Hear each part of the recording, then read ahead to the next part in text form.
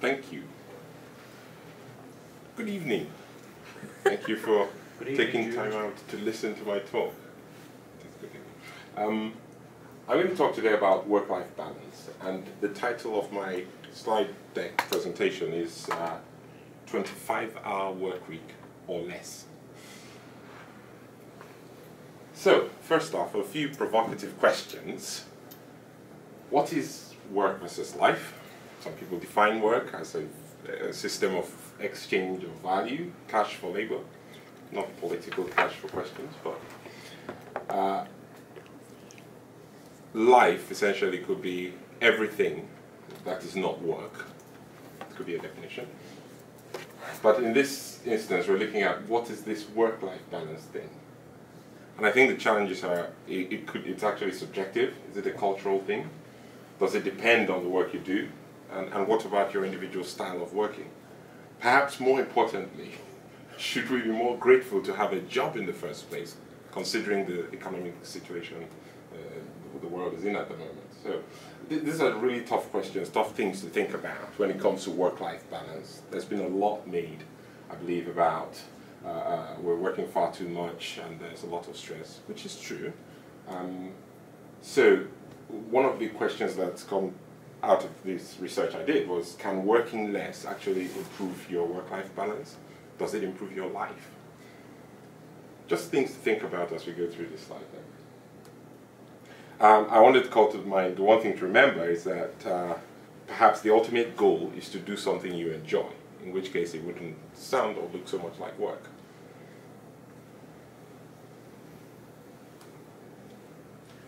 So looking across time, the pattern of working has shifted fairly from what we had in the past, our parents' generation. They used to work, had jobs for life, worked 9 to 5, it was very well defined, and lived mostly in an analog universe where work was done, clear boundaries with your office life and your home life.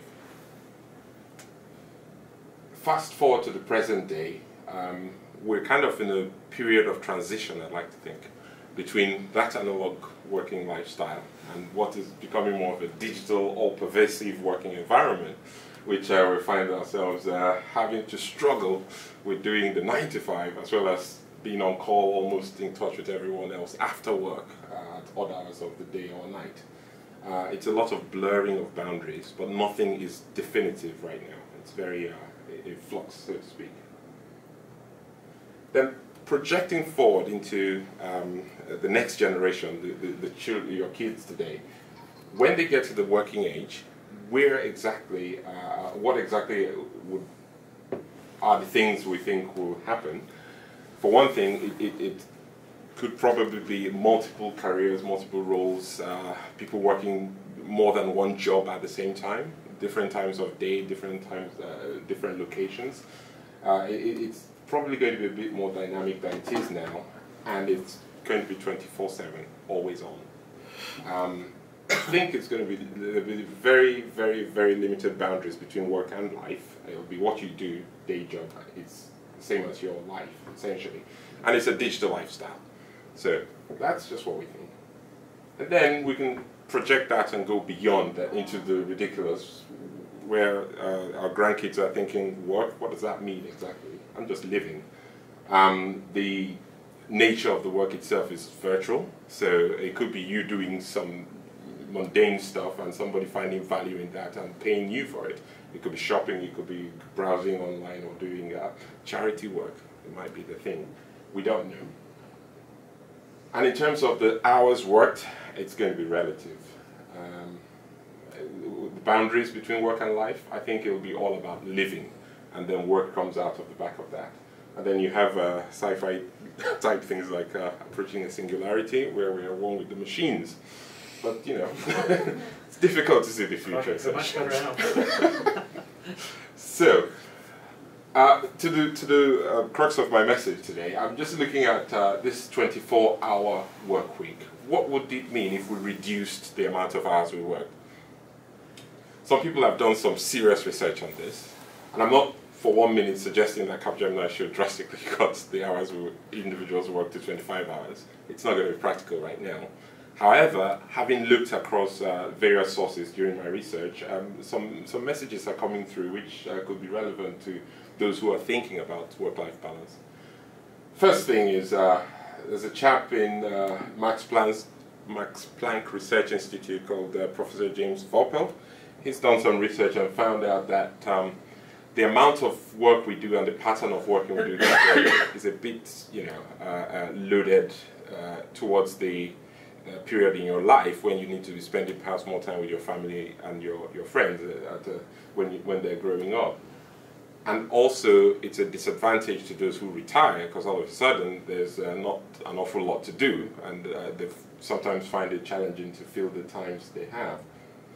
And so his proposition is to have a 25-hour working week that cuts across where we are today in your young working life right through to retirement, or in the future there won't be retirement. You work right on till you're completely fed up or not capable of working.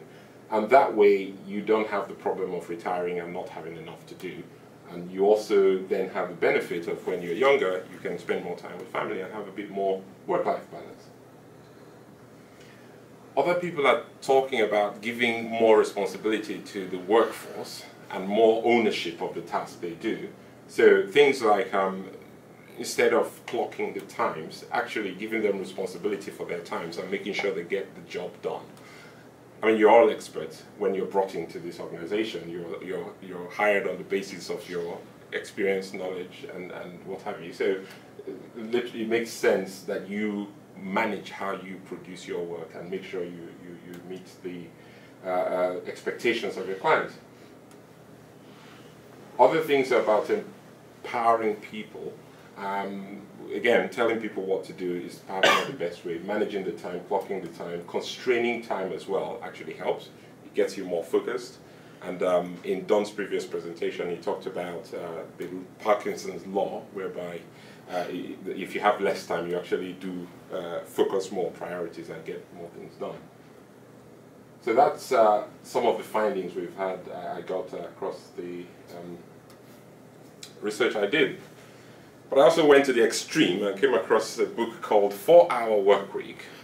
And this is literally extreme because the author essentially says you could pretty much automate your whole life and end up working just 4 hours a week and still get the same value and bang for buck, so to speak, or impact as you would if you worked a 40-hour week. How can you do that? Well, one of the ways is you could automate your life. Provide a lot of support services around what you do.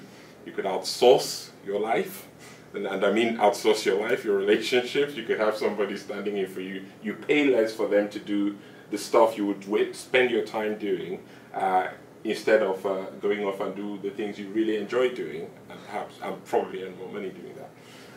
Well, the arguments are, there's pros and cons in each of those situations. Like the guy who outsourced his job to China. Oh yeah. Yeah. So he sent his, like Jude's tag, he's got hanging around his neck. He sent it to a team of software developers in China, who then got to do his work while he did nothing. He outsourced his life, and he got caught. Look, he did it for a long time when the security guys found out that China was coming into this company's, an IP address from China coming into the company's systems.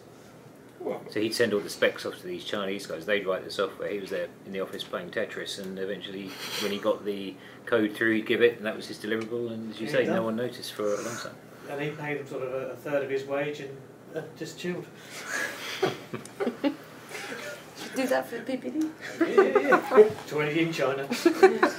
So the point of this is it could go to the ridiculous, and I guess one thing I picked from actually reading the book or listening to the audio tape was that this chap actually ended up he does a lot more than you or I combined, because he's a champion bodybuilder or judo person. He travels around the world and does an awful lot. He's got a blog, he writes books, he goes to TV shows, he's got a whole raft of businesses. He built his business from a health food supplement, which he sells. This guy is busier than you or I, but here he's talking about 4-hour work week. So in essence, my takeaway from this is that work is relative. If your work is what you enjoy, then it's no longer work, it's your life essentially. And his message is really work less, i.e. the 9 to 5, the day job, but live harder, i.e. do the things you enjoy and actually derive value for both yourself and for your company or organization. Where does he get all his income from though? It's not that 4 hours of work. Yeah. I don't think it works out at 4 hours. It's really what he calls work is the question that we're trying to answer. What does he call work? You or I would actually look at work as something that involves going to an office and talking, having meetings and presentations, or coming up with designs for new software and the things. That is work. But when somebody can organize their life where they actually produce the same outcomes and still get the equivalent amount of rewards, then he might say he's not working, but he's making as much as you are. So it's a relative thing. Hence my closing slide. The work-life balance is really just that, balancing work and life, and it's a perception thing. It's individual as well. Thank you very much. Any questions?